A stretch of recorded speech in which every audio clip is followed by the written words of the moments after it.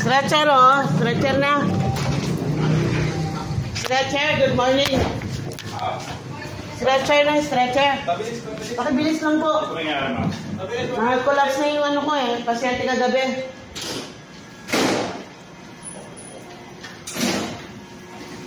Yung low potassium kagabi. Opo, galing po kami dito kagabi. La copia. Pakibuhat na nga, assist na. Malaking babae to. Doon sa kabila ng isa. Pakibuhat na yun dyan. Yan, ito. Sige, dun.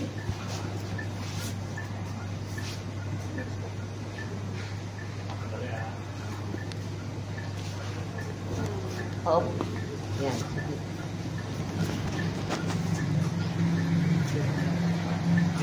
Dyan. Ano pong condition nito? Na-collapse po, low potassium kagabi. Kailan po kung namin ito namin nagbubuhat ng... Ano na yung doktor kagabi? Hindi ko. Dito na dito. Yung on-call. Yung on-call na dito.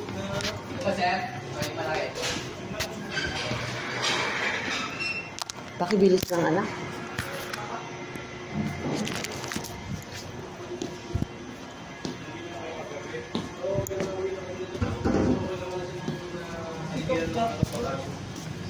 Bilis na, bilis na. Bilis na, bilis.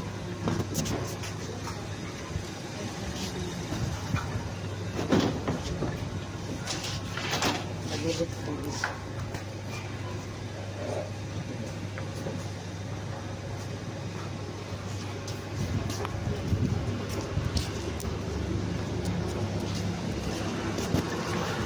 Ayan, sige.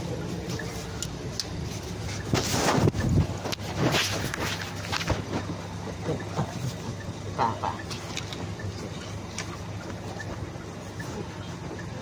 Sige, sige, sige. Sige. Huwag ka, ma.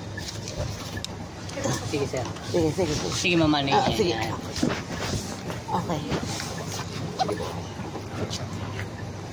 Usog, usog. Yun.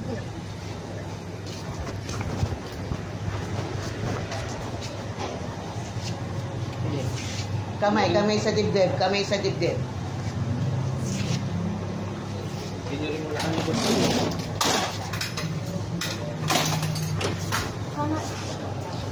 Alak. Tulong niyo dito.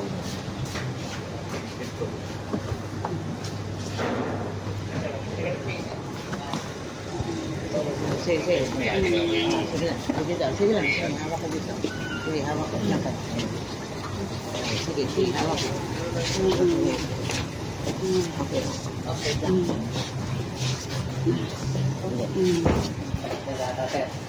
Hindi, ito. Ngayon ba? Baliktad, baliktad. Hawak lang sa tipid.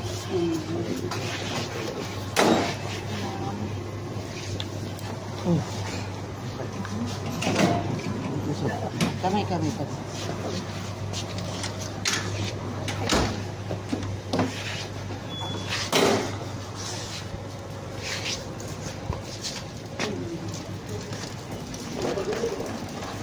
Madar kasi daw? Ay, morning po. Ayun, nanamlay uli eh.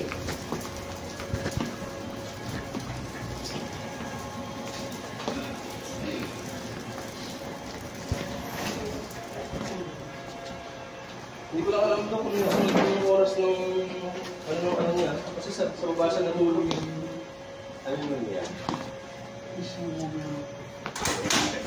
Yung sa gamot na binigyan niyo kagabi. In every 4 hours? Hindi ko lang alam kung nasa yung oras ng ano. Kasi ngayon lang ulit nag ano. At yung kanila sa ID na natin ipaparang Ha? Yan ang mga anak ko, ma. Hindi. Si Jesus. Hindi. Anak na mo loob mo. Wala yan. Saan ang ulan niya isa? Ayos ka, ma'am. Sino? Pray lang tayo. Pray. Ayun, ito kayo. Timali. May isang timali, mama. Oo, sige nga. Papapuntayin Tama ka. ko lang dito na lang. May lang salita. Ay, mama. Ay.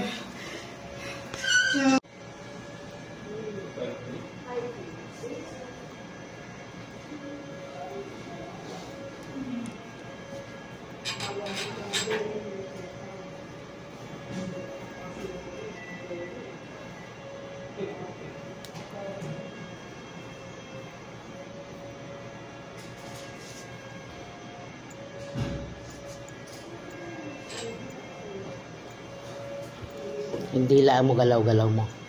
Ganun. Para umanda ng ano.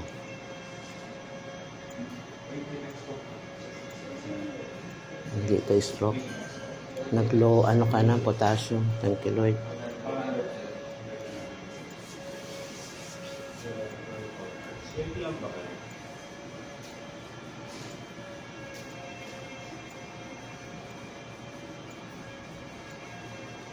Kiliti ka? Thank you, Lord.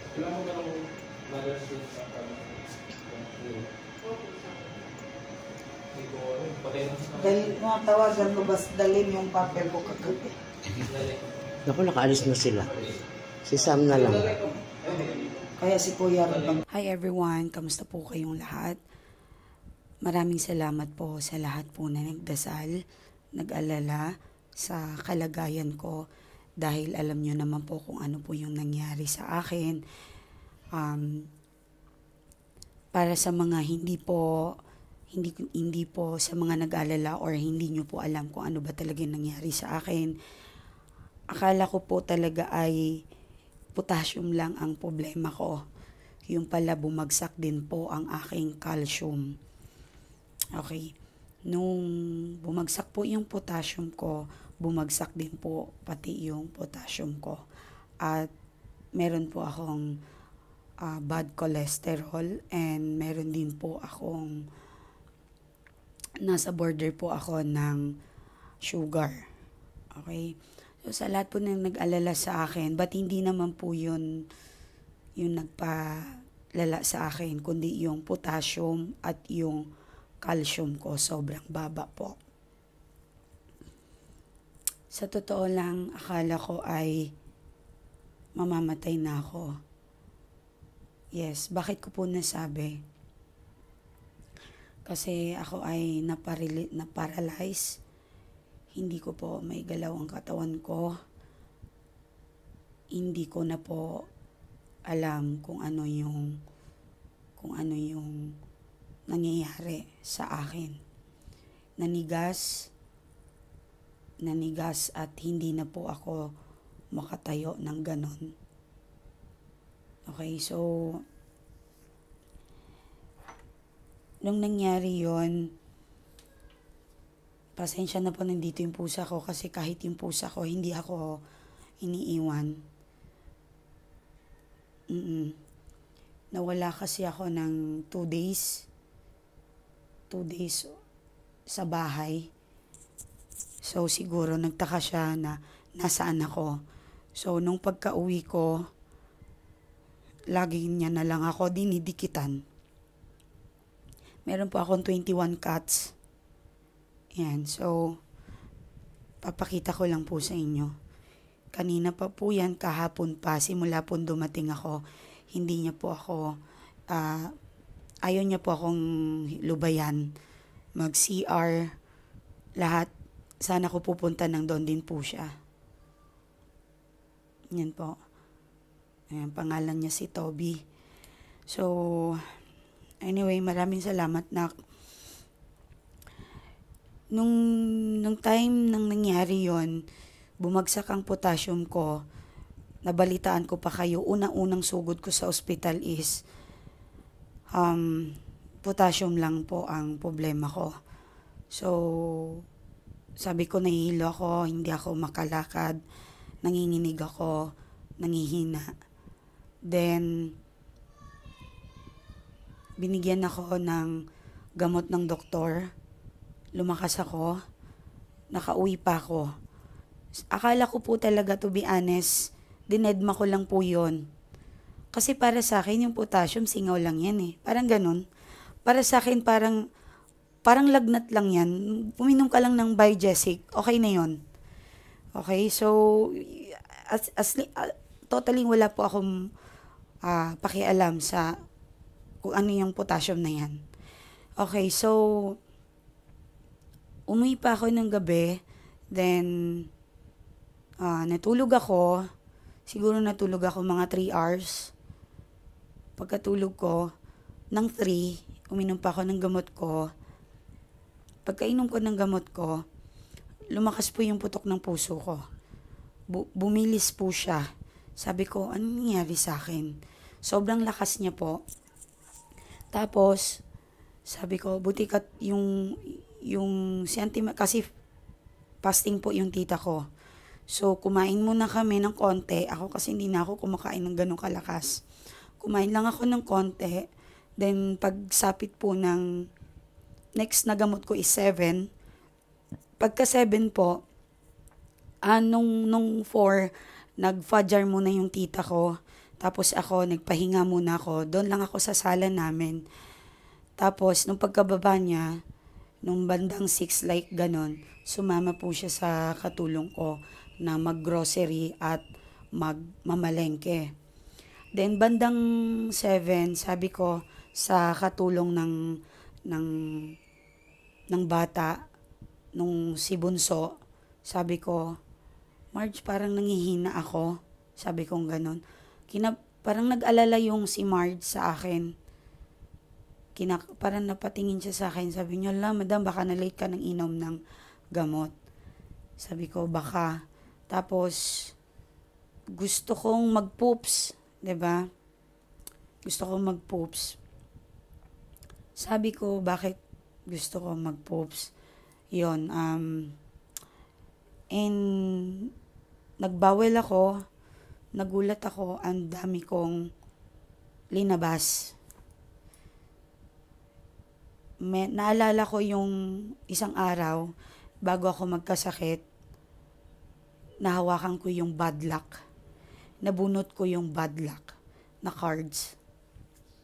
Naalala ko yon habang nasa CR ako, patay. Sabi ko, anong ibig sabihin nito? Then, but, linalakasan ko yung loob ko. Nung nagdumi ako, marami siyang lumabas. Sabi ko, parang hindi normal to. Then, nagwash, ilinisan ko yung sarili ko. Nanginginig na ako. Then, ang laki ng mga pawis ko. Sabi ko, hindi ako pinagpapawisan ng ganito katindi.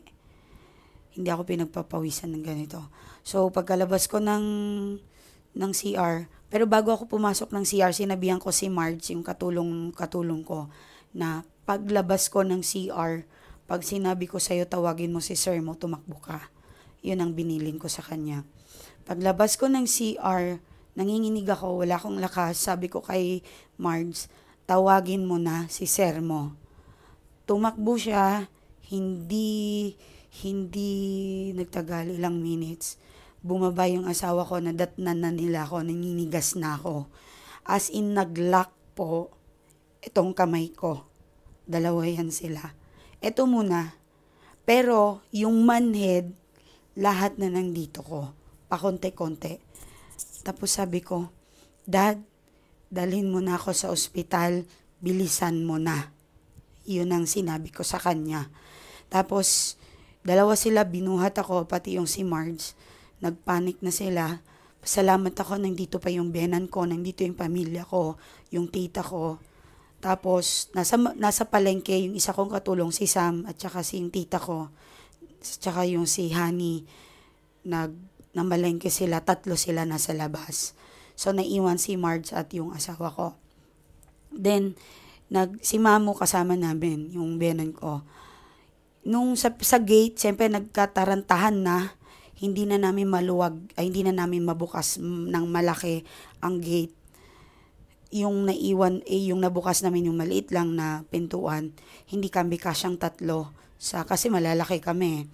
So, sabi ko, dahil nagagalaw ko pa ako, nakita ko yung pintuan ng kotse, nakabukas, naka-ready. Sabi ko, susubukan ko kung tumalon or maglakang ng ilang step, kakayanin ko. Ibaba mo ko, Dad, subukan kong mag-step sa sasakyan. So, dinadahan-dahan nila akong binaba.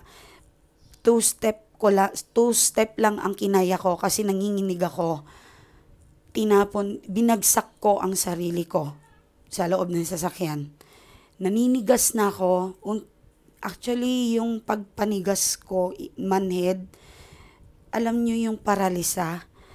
Nasa isip ko, patay, baka ma-stroke ako. Okay? Nandun na yung nasa isip ko, baka ma-stroke ako. Kasi sobrang tigas na ng kamay ko. Tapos, naririnig ko yung asawa ko na nagpapanik na sila, habang nasa daan ako papuntang hospital, nagsasyahada ako. Ang syahada po, sa amin po yun para sa Muslim, dapat mo yung gawin. Obligasyon mo yon kapag ikaw ay bago mamatay. Yun po ang ano namin. Well, sa mga, ilalagay ko po yung video, pasensya na po kayo kung may mga Muslim dito na sasabihin ninyo, baka hindi mali ang pag-pronounce ko po. Hindi ko na po siya matatama, mapopronounce kasi po naglalak na po ang aking pisngi, naninigas na. Buti na lang, gumagalaw yung dila ko nagagalaw ko pa, pati yung bibig ko, nagagalaw ko pa po. I know, so yun po yung explanation ko sa mga Muslim dito. Humihingi po ako ng sorry kapag hindi nyo po magustuhan yung pagbigkas ko. Pero, para sa akin, kapag nasasambit po natin sa niyat, sa puso, ang isang dasal, tatanggapin po yun ng Diyos. Kasi nasa kalagayan na tayo ng peligro. Ni kahit ganon ng kamay ko, hindi ko na po kaya kasi ganon na po, as in lock po ito. Hindi po yan maganon. Hindi. So, hindi ako makaganon. So, yung ulo ko mabigat kasi yung manhid, nararamdaman ko po hanggang dito. Okay? Yung leeg ko nagagalaw ko pa. Para akong kinakatay na manok. Alam niyo yung kinakatay na manok, di ba ganon ang kamay? Tapos, gaganon-ganon yung ulo. Hindi mo siya masyadong nababalance. Lantang gulay po ako. So, sa kalagitnaan ng biyahe namin, namanhid na po yung buong katawan ko. Totaling wala na akong maramdaman. Nagpapasalamat ako sa Diyos. Yung bibig ko, gumagalaw pa. Yes, ito lahat nito, paralisa po. Paralyze. Buong katawan ko po. So, nagsasyahada ako. Nagdadasal ako na mabanggit ko yon at nag-focus talaga ako. Then, nakita ko yung nanay, tatay ko.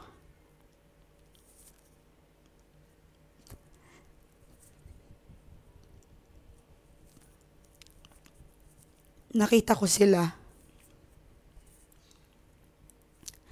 Sabi ko, nagulat ako kasi sabi ko, nakita ko sila, nakaganon ako nakaganon sa loob ng sasakyan. Nakatingala ako.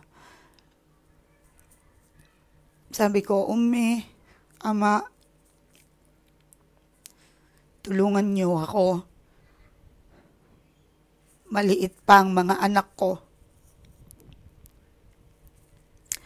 At may mga taong nangangailangan sa akin, katulad ng aking mga client.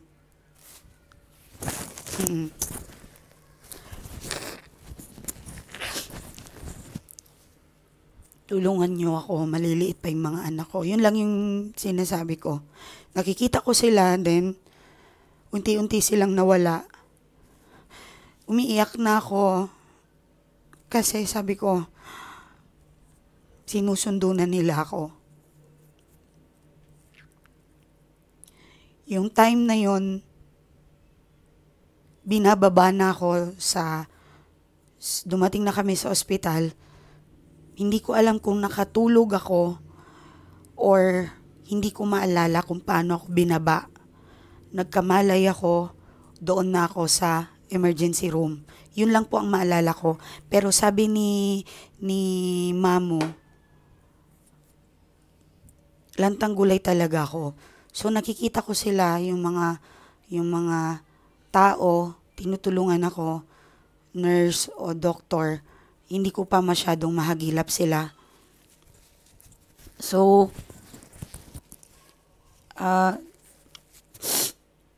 ang sabi ko, naalala ko, nakita ko yung, sa mind ko lang po yun, sinusundo na ako ng magulang ko.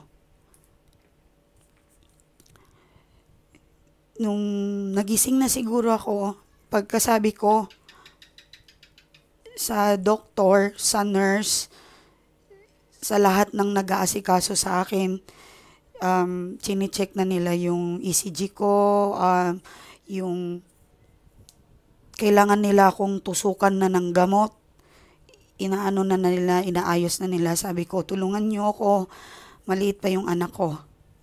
Yun ang sinabi ko sa kanila. Nakatingin sa akin yung doktor, tulungan mo ako, maliit pa yung anak ko. Yun ang sinabi ko. Maririnig nyo yun sa last video na ipopost ko. Then, salamat na lang na mabilis ang kilos ng mga doktor. But, yung manhid ng katawan ko, hindi pa nag-sink in sa sarili ko na masosurvive ako. Kasi nga, nasa isip ko, mamamatay na ako. Mamamatay na ako. Kasi nakita ko yung dalawang magulang ko. Sinusundo ako. So, alam nyo po, yung iniintay ko na lang, yung lakalmaut. Lakalmaut sa amin is si kamatayan. Yun na lang po yung iniintay ko. Kung makikita ko siya. Sabi ko sa Auntie Malin, tawagan mo yung anak ko, yung ate ko, tito ko, yung mga pamangkin ko. Yun ang nasa isip ko. Gusto ko silang makausap lahat. So, nagpaalam ako. Nagpaalam ako sa kanilang lahat. Umiiyak na sila. Kasi syempre, pag ganun yung kalagayan mo, iisipin mo na talaga, gusto mong magpaalam ng maayos. Gusto mong mag-iwan ng salita na lahat ng gusto mong sabihin, sasabihin mo na.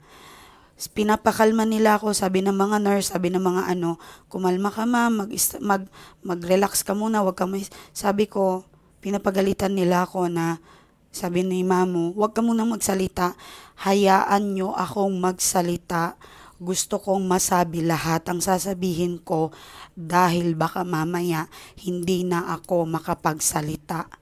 Yung tita ko iyak ng iyak, mahina kasi yun. Iyak ng iyak siya and nanginginig siya sa kalagayan ko. Lahat ng pwedeng tawagan or makausap ay kinakausap ko na or tinatawagan na nila. Yung anak kong lalaki dumating na, nandyan siya sa gilid ko, nagpapaalam na rin ako sa kanya, anak, kahit anong mangyari, wag na wag mong pabayaan ang mga kapatid mo kasi siya ay 17 years old, yung mga kapatid niya is 4 and 3 lang. Sa mga hindi po nakakakilala sa akin, matagal po ako hindi nag-asawa dahil inayos ko po muna yung buhay ko at tumulong muna ako sa tao. Yun po ang nangyayari. Matagal po, 17 ang sinundan niya, 4 na po ngayon at 3. So, sabi ko, anak, kahit anong mangyari, wag na wag mong ipagpapalit ang mga kapatid mo. Gumaganon lang ang anak ko, mahiyain po siya, gumaganon lang po. Alam ko pong natatakot siya at nag-alala sa kalagayan ko. Di siya makapagsalita, inahalikan niya na lang po ako. So, sabi ko naman sa asawa kong lalaki, sabi ko, mahalin mo yung anak ko, yung lalaki kasi hindi naman yun sa kanya, yung una kong anak, mahalin mo ang anak ko na parang iyo. Sabi niya sa akin, mahal ko yan babe. Gaganon siya sa akin. Kahit anong mangyari ka ako dad, wag mong pabayaan ang anak natin. Yun ang sinabi ko sa kanya. Sabi ko, wag na wag kayong mag-aaway kung ano man ang naiiwan ko or maiiwan ko. Ayokong makita na patay na ako, nag-aaway kayo. Kahit anong mangyari, isipin ninyo, ayaw kong nag-aaway kayo na patay na ako.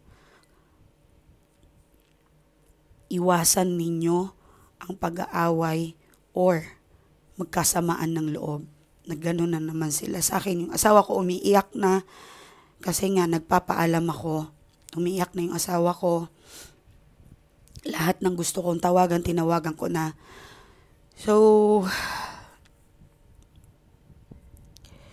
alam nyo mga madam ko, ang nangyari sa akin, gusto ko lang magbigay ng wag sanang mangyari sa inyo. Okay? Simpleng karamdaman, wag ninyong baliwalain. Simpleng alarming, bakit may ganito sa akin? Wala pong masama magpapa-check up tayo ng dugo. Magpa-blood chem o chem tayo ng complete. Kasi ang blood chem complete, makikita po doon ang dahilan. Makikita po doon lahat, mababasa kung bakit ka nagkakaganyan. Alam ko pong magasto, mahirap magkasakit, pero mga madam ko, mga mahal ko, ang pera, kaya mong kitain.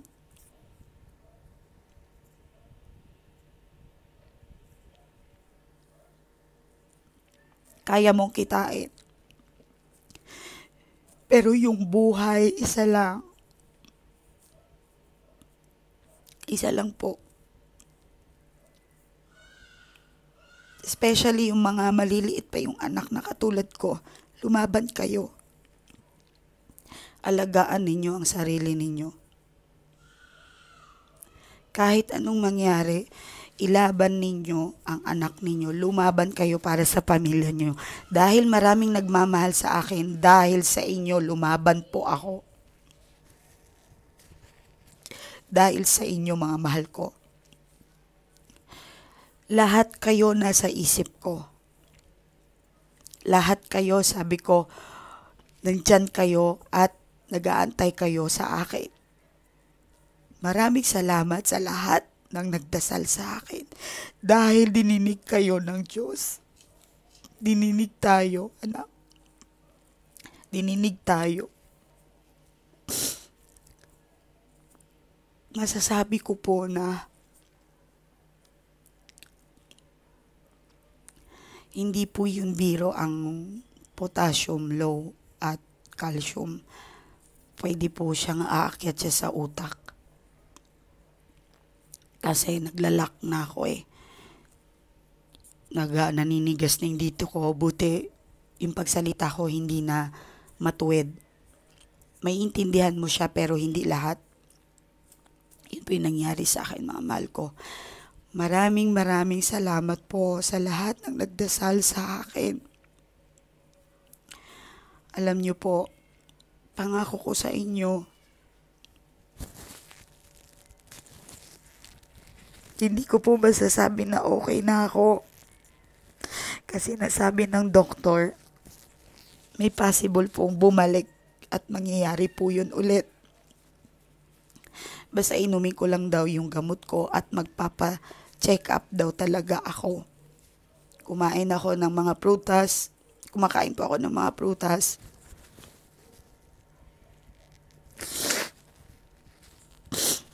If ever, kung sakaling may mangyari sa akin, hindi nyo na ako makikita mag-upload.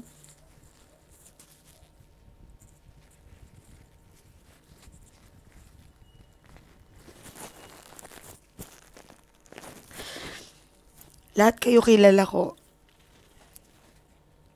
Kilala ko.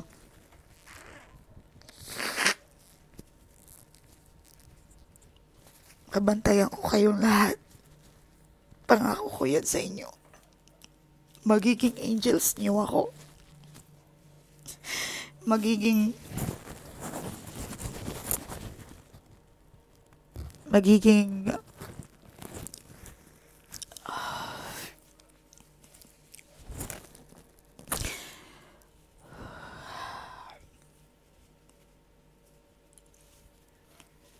babantayan ko kayo. Lahat kayo, bibisitahin ko kayo, isa-isahin ko kayo. sa dami ng client ko, pangako ko sa inyo, babantayan ko kayo. Especially sa mga malungkot dyan. Wala ng pamilya, iniwan ng asawa. Pangako ko sa inyo, ako mismo gagalaw para sa inyo.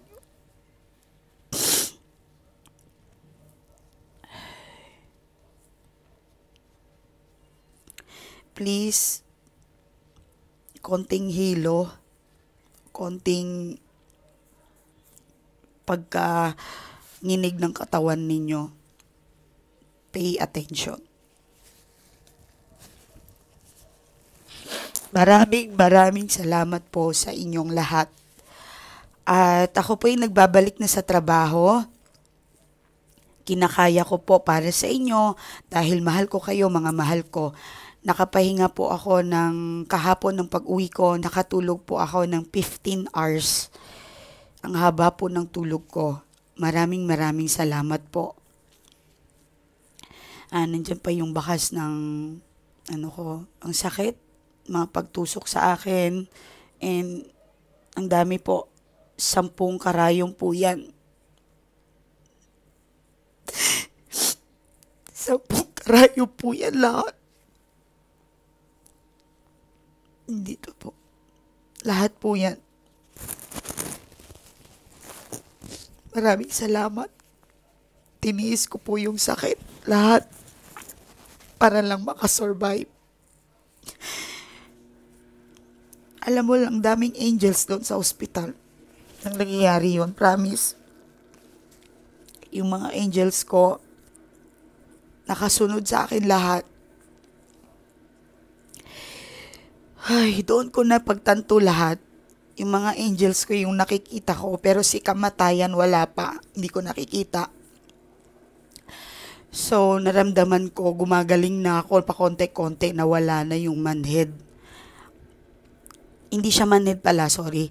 Paralyzed. Na-paralyzed po ako. Lahat ng katawan ko. Unti-unti na po yun. Natanggal po siya nang doon na ako sa aking kwarto. Sa tagal po nang nawala ang aking pagka-paralyzed. So, maraming salamat po talaga sa inyong lahat. Sa mga angels ko na alam kong pinaglaban nyo ako. Ang dami nila, meron silang siguro nasa 40 po kahapon. Hindi ko po sila lahat matansya, pero puno po yung emergency room ng angels ko. Maraming salamat. Hindi pa kami nag-uusap. Mamaya pa po ng 2 a.m. makikita ko sila ulit. Doon ako magpapasalamat sa kanila. Hindi pa kami nag-uusap kasi nawala na sila nung nasa kwarto na ako. Nawala na sila. Nagpapasalamat talaga ako sa kanila. Alam kong naririnig nila ako. Yung angels kasi hindi po yan basta-bastang lumalabas. Pero yung time na nasa bingit na ako ng kamatayan, feeling ko inaharangan nila yung magsusundo sa akin. Feeling ko gano'n na, sorry ha, pero yun yung nakita ko, yun ang naranasan ko. Yun ang naranasan ko talaga. Hindi ko naman pinipilit kayong maniwala, pero yun po talaga yung nangyari sa akin, mga mahal ko. Maraming salamat po talaga. Walang katapusan na pagpapasalamat. And of course, sabi ko nga sa inyo, walang ibang malakas kundi dasal. At dahil po yun sa inyong lahat, sa mga nagdasal sa akin. Muli po, Miley Taro, lubos po akong nagpapasalamat po sa inyo. Sa lahat-lahat ng nagdasal sa akin. Maraming salamat. Nandito po ako, nagbabalik sa aking trabaho.